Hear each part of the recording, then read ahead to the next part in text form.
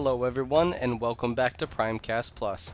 First up, we're going to talk about Iron Kingdom's Requiem. First up, we're going to take a look at Dregsmouth, the industrial headquarters for Crix. This is where they make all the thralls and the bone jacks. It's full of necrotite and smoke. This is definitely something your adventurers are going to be either terrified or excited to check out. This is Lich Lord Malithrax, who showed up a couple times in Mark II and is a character in the upcoming IKRPG campaigns and stories. After that, we're gonna look at one of my favorite pictures. This is a full-scale look at Torok, the Dragon Father, smiting a boat, some pirates who didn't bend the knee. Absolutely awesome. Let's check out some of the minis from the IKRPG Requiem campaign. So we've got a thrall that's also a mechanic. Looks like he's got a giant wrench there, so super awesome. Next up we have the Sea Witch, and the Sea Witch is as deadly as she is lovely. I can't imagine you'd want to make friends or enemies with anybody with skulls on their belt. That's for sure. Well, I guess unless you're a Crixian. And then we've got a War Witch. It reminds me a lot of Negra, but I could totally see replacing my normal War Witches with this model. It looks awesome. This is definitely something somebody's going to want to play. I can totally see somebody dropping that as a War Witch. This is the Iron Lich Matron, and she reminds me of one of the Crix Warcasters. I think this is really creepy. It almost reminds me of something straight out of a horror movie. Really sweet model. Alright, check out this Trollkin pirate. And he doesn't have a hook hand, he has a harpoon hand, because if there's anything that Crixians know, that's the harpoon is tried and true. What does every good swashbuckling pirate crew need? Well, that's a pirate captain. And that's what we're looking at here. We got a pirate captain with guns galore. Looks like he's ready to fight from behind the back lines with that big rifle too. Check these out. The infamous Dragon Coin.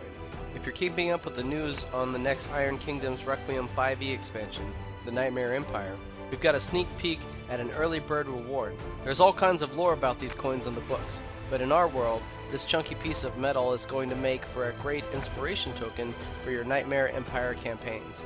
Legend has it, it also has some sweet perks when presented at the booth at any event Privateer Press attends. Make sure you're signed up for our mailing list, so you're the first to know when our Nightmare Empire Kickstarter goes live. Speaking of Kickstarter, our community spotlight on this episode is for Chris Suhre, a community member who's done some exceptional paint jobs on Privateer Press models in the past. Check out this Butcher 3. How awesome is this diorama? Here you can see Mole bearing down on a Khador Warjack, ready to rip it to pieces. Absolutely terrifying. I like the layout here. You're also going to get a lot of like the background and history of the artist, the processes, and a little bit about the, world around that artist. This diorama is just absolutely breathtaking. Borka here on top with the Earthborn. Absolutely stunning. I love it. I love the use of the foliage in the background with the frozen trees. Here you can see a Glacier King. Clearly, somebody likes trolls. Chris, a man after my own heart. Check these out if you get the chance. Go back to Kickstarter, see the awesome art, and support the artist. And I think this is something anybody from any gaming background would probably enjoy. Go back it on the Kickstarter. Links in the Insider. Next up, we're going to talk about Warmachine. First up, we're going to talk about Storm Legionnaires. These things come in two varieties. You got Storm Guard and Storm Blades. The Guard version having the pike and the Storm Blades having the sword and shield variation. We've got a heavy Warjack here.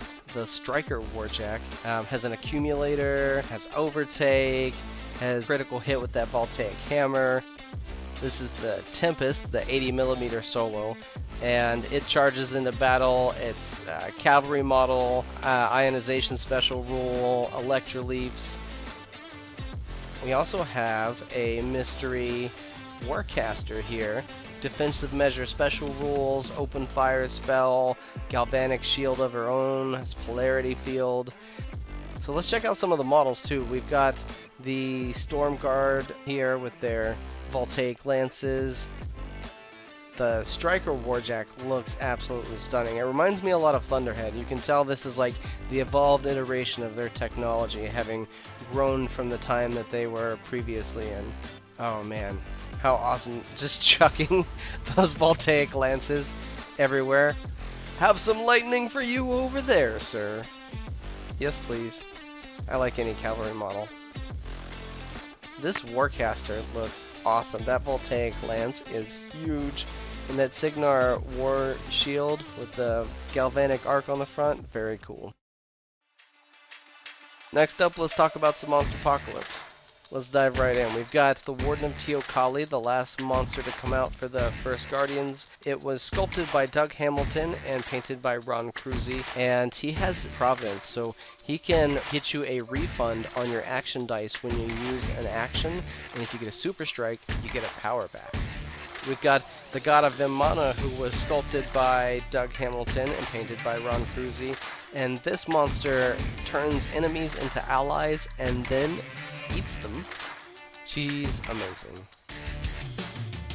Let's talk about Megaton Mashup 2. This piece of art was done by Russell Marks, and it depicts Magmacon squaring off against Ultra Cybercon. It looks like in downtown London. See, they've knocked over Big Ben.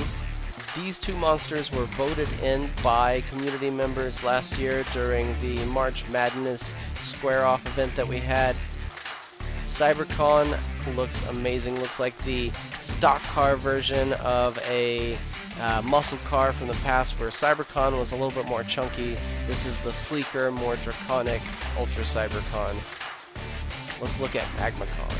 Magmacon was sculpted by Carlos Castano and painted by Eric Swinson. You can see all the magma coming through, the different glowing spots. Well, I think that's all the time we have today. Thank you for joining us for another Primecast Plus. I'm your host, Emanuel Class, and... oh, wait a minute. How did this get here? Hold on. Let's get rid of that. And... thanks for joining us for another Primecast Plus. Who knows what's going to be on the next one?